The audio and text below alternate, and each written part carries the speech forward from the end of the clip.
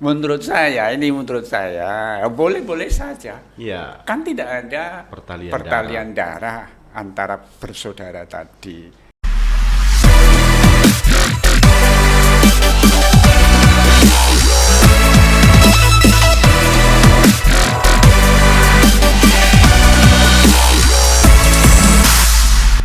Salam saudaraku, apa kabar?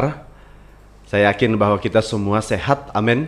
Dan selamat bergabung kembali bersama kami hari ini dalam acara Bisik.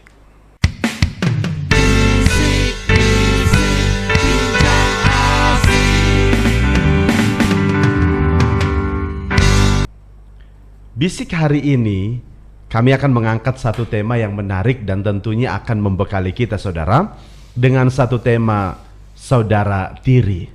Wow. Ini tema yang mungkin membuat kita apa maksudnya ini gitu. Tapi sebelum kita membahas tema ini saudara, kita akan berdoa terlebih dahulu. Saya akan pimpin kita di dalam doa. Mari kita bersatu di dalam doa. Kami bersyukur kepada Tuhan Yesus untuk kebaikan-Mu, anugerah-Mu dan pertolongan-Mu yang hebat bagi kami. Kalau sampai saat ini kami sehat kuat semata-mata karena anugerah Tuhan. Di acara ini, acara Bisik, kami akan berbincang-bincang tentang satu tema saudara tiri. Ada begitu banyak kami melihat permasalahan yang terjadi dalam keluarga-keluarga, sehingga lewat kegiatan ini, lewat perbincangan ini, banyak orang boleh dikuatkan, memiliki pengetahuan yang baik, sehingga mereka pun pada akhirnya mengalami pemulihan dari Tuhan. Berkati waktu ini Tuhan, di dalam nama Yesus kami berdoa. Amin. Puji Tuhan saudaraku, dalam pembahasan saudara tiri ini, saya atau kami sudah menghadirkan narasumber dan kita akan sharing bersama. Ada Pendeta Sugiarto. Salam Pak. Salam. Sehat Pak? Puji Tuhan, sehat. Saudara, kalau melihat wajah hambanya ini, sukacita sekalipun rambut sudah menunjukkan apa ya Pak ya namanya ya. Kalau uban kan itu biasa. Kalau biasa, kalau sudah ada ubannya itu kan menunjukkan pengalamannya sudah, ya artinya sudah mengalami banyak lah Pak ya. Makan garam ya. Makan garam terlebih dahulu. Kalau kami ini kan masih muda nih Pak. Tapi Pak Sugi, berbicara saudara tiri, Ya, Pak. sampai Pak, saya kalau nonton di TV, sampai ada kan Pak yang tema filmnya itu adalah ada ibu tiri, anak tiri, saudara tiri. Itu artinya memang terjadi fenomena ini Betul, Pak. betul. Ini bukan hanya dibuat-buat tapi memang terjadi. Iya. Itu terjadi mungkin bisa juga dalam kekristenan atau teman-teman kita yang lain. Tapi pada intinya Pak ini terjadi. Ya, Ini kan benar. problema Pak. Ya. Dan mungkin orang banyak bertanya, oh Tuhan kenapa ini bisa terjadi, apa masalahnya dan semuanya. Ya. Maka saudara ikuti terus perbincangan ini karena kita akan mengupasnya bersama dengan Pendeta Sugiarto. Ya. Siap ya Pak? Siap. Kalau Pak Sugi selalu siap gitu ya, kapanpun siap. Puji Tuhan. Dengan demikian Pak, satu pertanyaan saya yang pertama. Ya, gimana Pak? Supaya kita memiliki pemahaman yang sama, Ya. apa itu pengertian saudara tiri, mungkin dari kamus atau dari sisi yang lain Pak? Ya, makasih Pak. Memang ini saya katakan satu perbincangan yang memang ya berat ya sebetulnya. Betul Pak. Dan karena ini memang menjadi satu fenomena yang selalu dibawa dan menjadi perbincangan yang Betul. banyak. Nah, namun saya akan coba memberikan apa yang saya bisa sampaikan kepada Bapak Ibu, para pendengar, para pemirsa. Nah, pertama-tama sebelum kita berbicara tentang saudara tiri, saya akan menyampaikan apa sih arti tiri sehingga berkembang menjadi anak tiri. Ya. Menurut KBBI atau Kamus Besar Bahasa Indonesia, istilah tiri nanti yang berkembang menjadi anak tiri adalah anak bawaan suami atau istri yang bukan hasil perkawinan dengan istri yang sekarang. Ya. Nah, dengan demikian dari atas dasar definisi tadi, maka saudara tiri artinya memang saudara yang tidak ada hubungan darah sama sekali. Tidak ada hubungan darah sama sekali. Artinya anak-anak yang tidak memiliki pertalian darah sama sekali. Saudara yang tidak ada hubungan. Yang dimiliki hanya hubungan keluarga saja. Hubungan keluarga sebagai keluarga yang sering karena ada bapak yang menikah dengan ibu dari orang lain, begitu. Jadi itulah maka dikatakan antara anak tadi dikatakan saudara tiri, tidak ada hubungan sama sekali. Jadi artinya pertalian darah itu sebenarnya nggak punya? Nggak ada. Hanya karena papanya menikah dengan mamanya ya. Sehingga memang disebut saudara. Iya. Tapi kalau pertalian darah sesungguhnya tidak ada. Tidak ada hubungan keluarga saja yang dimiliki. Ya begitu Pak. Itu yang disebut dengan saudara tiri. Ya. Maka tema kita ini kan menyangkut saudara tiri, toh Pak ya. Iya. Betul. Maka kalau dengan demikian, apakah memang berbicara saudara tiri ini ada diceritakan dalam Alkitab atau keluarga tiri gitu? Nah, sehingga memang kita mengerti bagaimana seharusnya hubungan saudara tiri dapat berjalan baik gitu loh Pak dari sisi Alkitabiahnya. Ya. Ada Pak. Ada ya? Ada ya. Itu salah satunya itu saya ambil dari 2 Samuel pasal 13 Pak, yaitu keluarga Raja Daud. Ya. 2 Samuel pasal 13 ya tentang Raja Daud. Iya, yaitu Raja Daud atau dapat dikatakan keluarga Daud. Iya. Ya. Dengan kita tahu bahwa Raja Daud punya beberapa istri yang masing-masing juga ada anak. Betul. Nah, salah satu anak namanya Absalom. Ya. Itu adalah putra ketiga dari Raja Daud, perkawinan antara perempuan asing. Jadi dari namanya Maaka, putri dari Raja Gesur. Sedangkan juga Absalom punya adik perempuan, namanya Tamar. Namanya Tamar. Sedangkan Absalom sendiri juga punya saudara Pak, tapi saudara tiri. Karena itu saudara tiri dari anak sulung dari istri yang lain dari Raja Daud. Kalau kita baca selanjutnya di dalam pasal 2 Samuel pasal 13 itu diceritakan bahwa muncul satu masalah di dalam kehidupan rumah tangga itu, yang ujung-ujungnya terjadilah pembunuhan.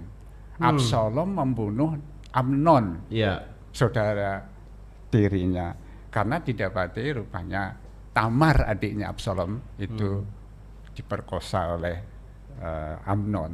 Nah itu bisa dilihat dari 2 Samuel pasal 13 ayatnya yang ke-28 dan 32 Pak. 32 ya. Pertanyaan Bapak yang kedua adalah bagaimana keluarga tiri itu bisa berjalan baik. Nah, sehingga tidak terjadi permasalahan yang sampai terjadi pembunuhan. Betul. Atau karena kan Pak yang selama ini yang kita tahu, kita dengar, susah sekali yang namanya saudara tiri dengan yang ini akur. Selalu dalam percekcokan, ada perkelahian, ada ketidaksinambungan begitu. Betul. Ya, kira-kira Pak ada atau bagaimana hubungan saudara tiri itu bisa baik? Saya pikir, kalau saya berpendapat bahwa jika hubungan walaupun toh itu dikatakan suami istri yang ketemu saling membawa anak masing-masing sehingga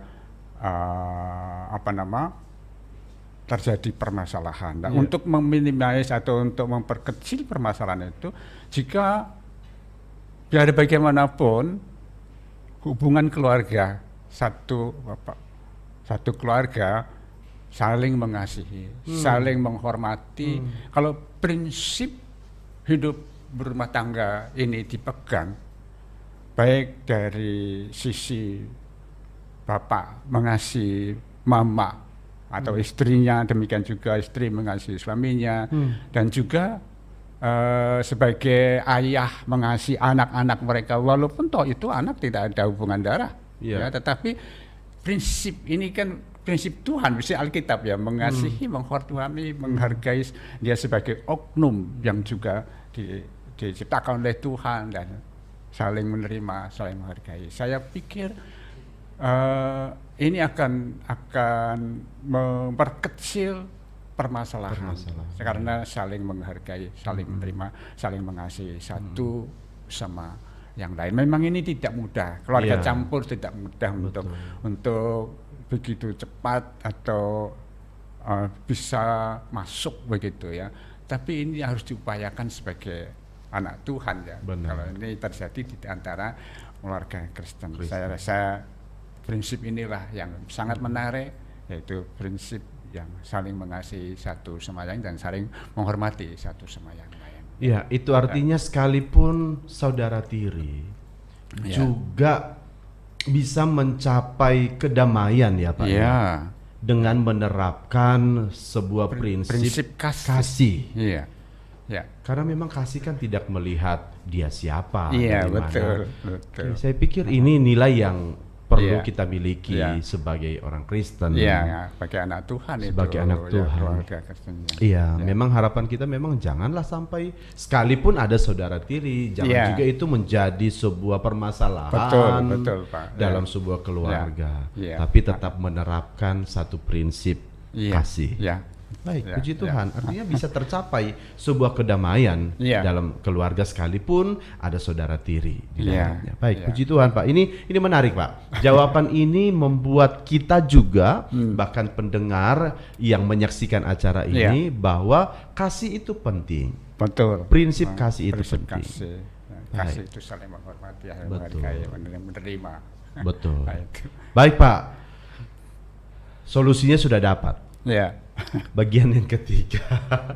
Adakah contoh-contoh problem yang terjadi dalam hubungan saudara tiri dan selanjutnya mungkin solusi yang terbaik yang bisa kita berikan untuk menyelesaikan? Ya, tadi saya katakan ini kompleks sekali ya. Benar, Pak. Dalam hubungan keluarga campur seperti ini yang tidak gampang, Pak. Tidak gampang. Tapi saya hanya ambil 3 saja contoh yang memang ini sering menjadi permasalahan sehingga tidak bisa masuk dengan baik ya.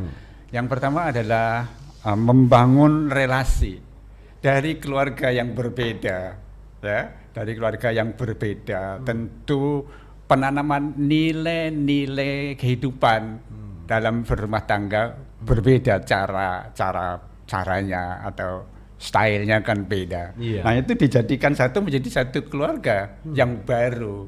Nah ini akan sulit ya, akan sangat memerlukan waktu untuk membangun relasi ini. Betul. Nah untuk itu maka bagaimana cara solusi yang baik ya? Bagaimana itu? Yang pertama untuk supaya jangan terburu, jangan dipaksakan, biarlah sesuai dengan irama hidupnya lah, ya seperti itu. Ya kadang-kadang memang rasanya ya supaya cepat bisa berrelasi dengan baik, supaya hubungan suami istri ini bisa lebih akrab lagi. Tapi anak-anaknya kan belum tentu bisa menerima seperti itu. Nggak gampang, Pak. Sekali lagi saya katakan nggak gampang. Nah, maka ya jangan dipaksakan. Biarlah itu sesuai dengan irama hidup mereka masing-masing. Saya pikir lama-lama memang yang akan membutuhkan waktu itu Pak. Nah, lama-lama pasti akan bisa membangun relasi yang baik antara satu sama yang lain. Yang kedua yang sering juga terjadi itulah kesalahpahaman. Kesalahpahaman. Memang benar saya katakan mengapa terjadi kesalahpahaman? Ya cara style membina kehidupan keluarga kan beda. Berbeda, betul. Ya, Beda-beda memang. Ada hal-hal yang memang saya akan dijumpai, kok begini ya, nggak seperti ini. Ya. Nah, kalau kita menjumpai seperti itu, ya ada dua hal itu. Apakah kita serang? Nggak harus begini. Atau juga mungkin bagaimana tuh jalan keluarnya. Nah, menurut saya untuk supaya tidak terjadi permasalahan kesalahpahaman ini, kadang-kadang kita kita bawa keluar, jangan sampai kesalahpahaman itu menjadi gosip. Kadang-kadang karena saya tidak setuju dengan cara begitu, lalu saya ngomonglah dengan keluarga yang lain. Betul. Ya, ini makin membuat makin runyam itu. Betul. Justru jadi, memperkeruh permasalahan. Jadi tidak usahlah yang digosip-gosipkan atau dibesar-besarkan. Ini akan menambah. Jadi akan lebih baik kalau ya kita diam sebagai anak Tuhan, ya kita telan saja, kita doakan, berdoa, iya betul, supaya ya memang itu susah ya, keluarga yang berbeda cara mengajar lalu untuk menyatukan, kesalahpahaman kan terjadi, tapi kalah memang namanya saja tidak ada hubungan yang pertalian darah, jadi akan beda, tapi kita doakan itu, betul, seperti itu. Lalu yang ketiga adalah perlakuan yang berbeda. Ini yang sering kita jumpai. Perlakuan yang berbeda, misalnya saja bapak terhadap anak kandung, katakan misalnya mau tidur saja boleh sampai jam 10, tapi kalau yang anak yang saudara tiri tidak bisa tuh. itu atau pakaian pakaian ya, tentu bapak kandung juga lebih sayang dua anaknya sendiri kan, bisa dibelikan 2-3 lembar misalnya, tapi anak tiri ini kasih satu cukup, sudah penting aja.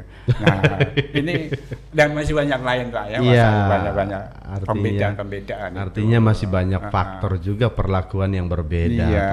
Dan bagaimana mengatasi akan hal ini ya memang tidak mudah.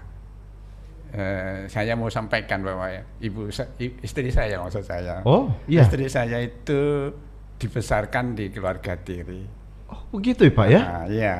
Oke, iya. Dan saya bertanya ini sama istri saya, bagaimana menghadapi hal-hal seperti ini? Ya saya nggak apa-apa lah.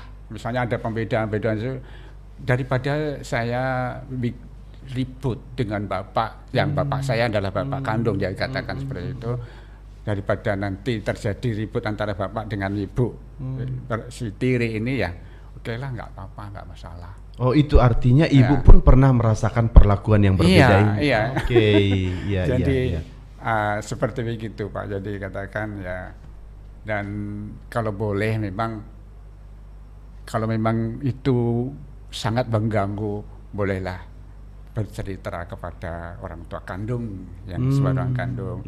Sebab kita juga nggak bisa paksakan harus begini, nggak bisa. Tapi setidaknya orang tua kandung juga tahu seperti itu, dan bahwa saya nggak enak dengan seperti itu. Tapi kalau bolehlah ada solusi bagaimana, gitu, sehingga bisa.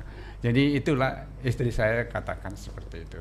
Dia lebih banyak mengalah daripada ribut. Berarti gitu. Mengatasi persoalan itu ya, ada kalanya memang kita dituntut untuk lebih banyak mengalah ya Pak. Iya, betul. Iya. Terima kasih Pak. Ada 3 hal tentunya tadi Bapak sudah jelaskan ya. Iya. Nah, bisa enggak? Tadi kan kalau saudara tiri itu kan tidak memiliki pertalian darah. Iya. Kan gitu ya Pak? Tapi memang disebut ya saudara gitu. Iya. Bisa enggak Pak diantara ini saling menikah? Kalau bisa, mungkin memberikan jawaban alasannya gitu loh Pak ya. Iya, ini karena memang ini sekali lagi Pak, ini fenomena betul terjadi Pak. Dan banyak yang bertanya, ya. Bisa atau tidak gitu loh Pak. Iya. Ya, ini memang menurut saya ada beberapa hal Pak yang harus menjadi pertimbangan ya. Bolehkah atau tidak boleh? Iya. Nah, kalau kembali kepada definisi tiri Betul. tadi bahwa tidak ada hubungan darah ya. Menurut saya boleh-boleh saja. Iya. Kan tidak ada Pertalian darah antara bersaudara tadi. Tetapi ya ini ada tetapinya. Bagaimana ya dari intern orang yang menjalani misalnya. Dalam waktu yang sama panggil bapak, tiri, tetapi juga dipanggil mertua. Gimana ya? Jadi ini mengalami masa sosial. Nanti kepada anak-anaknya kayak apa itu nanti? Ayo kita kunjungi neneknya juga mertua. Ini susah ini. Itu dari intern dan Ya, itu selama pernikahan itu berjalan, ya permasalahan itu akan terbawa kemana saja, di mana saja, betul. itu akan dibawa. Itu dari sisi sosial ada dilematis yang seperti itu. Iya. Dan itu dari intern Pak ya. Kalau dari luar ada juga yang masyarakat yang memang tidak setuju pada ini juga pernah saya tanyakan kepada istri saya yang seperti itu. Juga bisa saja, tetapi istri saya juga katakan ya itu tadi ada masyarakat yang memang tidak setuju dengan ada aturan tradisi masyarakat yang tidak menyetujui akan hal itu. Betul. Nah, bagaimana bisa hidup dalam lingkungan diri sendiri juga ada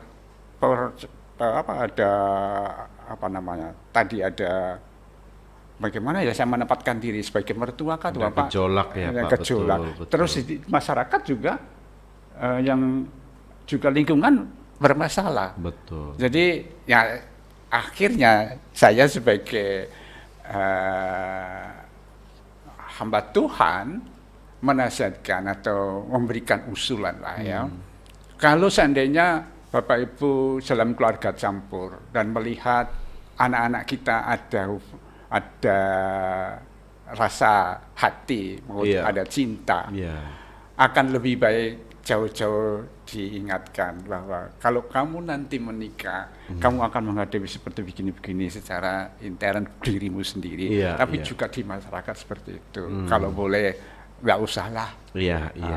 Tetapi kalau ternyata sudah tidak bisa dibendung namanya cinta kan, kalau tidak ada hubungan darah ya silakan, tetapi disiapkan bahwa kamu akan menghadapi seperti sampai kapanpun kamu dalam kehidupan berumah tangga, kamu akan masalah diri sendiri dan juga dari masyarakat lingkungan.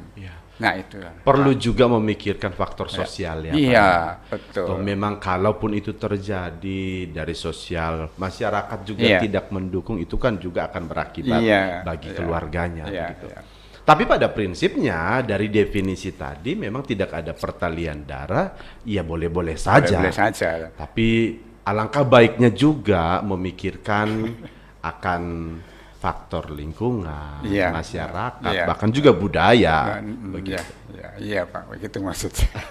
Iya Pak, sangat menarik. Saya pikir materi atau tema ini juga sehingga memang dengan situasi fenomena yang terjadi sekarang pun, orang atau keluarga yang mengalaminya pun bisa melihat, memikirkan, menilai mana yang baik, mana yang tidak, sehingga memang keluarga tetap juga menanamkan prinsip kasih di dalamnya.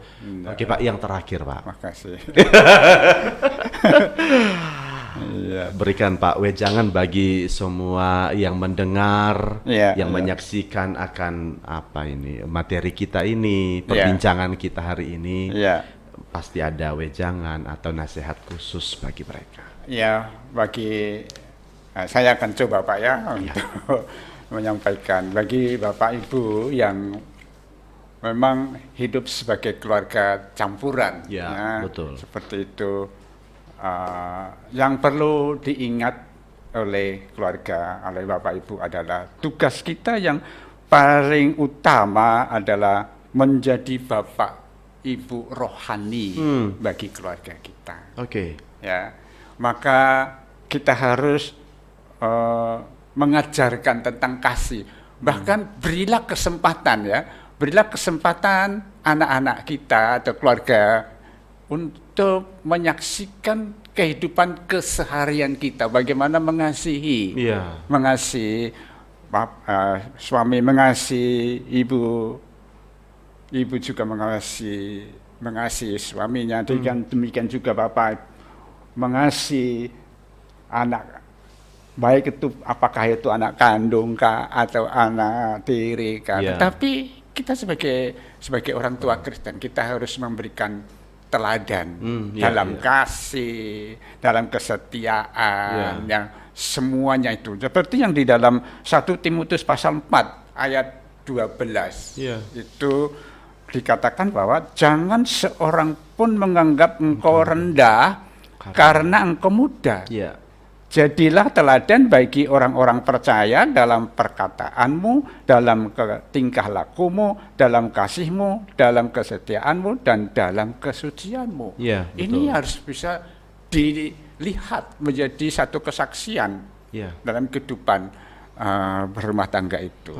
Nah, memang ini tujuan Rasul Paulus kepada Timotius adalah ditujukan kepada Timotius, pemimpin gereja yang muda usianya. Tetapi tidak salah itu jika jangan sampai kita direndahkan karena kita menjadi orang bapak ibu tiri, tapi jadikan mereka bisa merasakan bahwa sebagai orang tua yang rohani, yang mengasihi Tuhan. Maka itulah yang saya bisa sampaikan kepada bapak ibu. Kiranya itu juga akan menjadi satu wawasan yang baru bagaimana bersikap di dalam keluarga campur seperti itu. Puji Tuhan Pak. Terima kasih ya Pak ya. Saya tadi garis bawahi memang jadilah menjadi orang tua rohani bagi anak-anak, apakah anak kandung, saudara tiri atau siapapun. Baik, puji Tuhan. Saudaraku, hari ini kita sudah membahas dan kita sudah berbincang-bincang tentang tema saudara tiri. Saya pikir dan saya percaya bahwa kita mendapatkan hal-hal yang baru, pemahaman yang baru, nilai-nilai Kristen yang bisa juga kita terapkan dalam keluarga kita masing-masing. Kiranya Tuhan memberkati kita. Puji Tuhan. Dan sebelum kita akhiri Pak, mohon Bapak bisa berdoa, mendoakan semua penonton kita dimanapun mereka berada dalam segala permasalahan, mungkin situasi pergumulan, bahkan mungkin bisa saja mereka sedang mengalami topik yang kita bahas hari ini. Silakan Pak. Mari Bapak Ibu, saya akan mendoakan Bapak Ibu melalui acara ini. Maha besar Bapa Surgawi, Allah yang hidup, Allah yang mengasihi kami. Terima kasih Tuhan, dalam kesempatan pada hari ini kami boleh berbincang di sekitar keluarga tiri. Satu keluarga campur yang tidak mudah membangun relasi dan juga membangun cinta kasih di antara anggota, baik sebagai suami, sebagai istri, sebagai anak kandung ataupun anak tiri. Tuhan, kami rindu Bapa, dan kami mohon jika di antara para pemirsa dalam pergumulan yang seperti ini, ya Bapa, tambahkanlah kasih, dan memperjuangkan kasih antara keluarga, baik itu istri kepada suami, sebaliknya demikian juga orang tua kepada anak dan juga sebaliknya. Oleh karena itu ya Tuhan, kami rindu Bapa, keluarga-keluarga yang dalam kondisi hidup sebagai keluarga campur sungguh-sungguh membawa kemuliaan bagi nama Tuhan. Sehingga Kristus menjadi dimuliakan di dalam saling menerima, saling menghormati, dan saling menghargai satu sama yang lain. Sehingga sungguh-sungguh Tuhan melalui keluarga campur ini menjadi saksian yang hidup di antara masyarakat sekitar. Demikian juga di dalam kehidupan keluarga. Dan oleh karena itu kami serahkan semua dalam tangan Bapa. Terpuji nama Bapa Surgawi, kiranya kasih anugerah Allah Bapa Tuhan Yesus Kristus tak persekutuan di dalam Roh-Mu yang kudus menyertai Bapak Ibu, para pemirsa pada hari ini, dan terlebih jika di antara pemirsa ada yang sedang dalam pergumulan menghadapi keluarga campur seperti ini, Bapak. Terpuja Bapak, dalam nama Tuhan Yesus Kristus kami berdoa, haleluya, amin. Amin. Puji Tuhan. Sekali lagi terima kasih Pak Sugi untuk Terima kasih, kebersamaan Pak. kita hari ini. Sehat selalu ya Pak ya. Pak, puji Tuhan. Kita bertemu di acara-acara selanjutnya, pastinya di Ya. acara Bisik. Ya, terima kasih. Terima kasih saudaraku sudah menyaksikan acara ini. Kiranya Tuhan Yesus memberkati saudara dimanapun saudara berada. Amin. Salam. Shalom Bapak Ibu.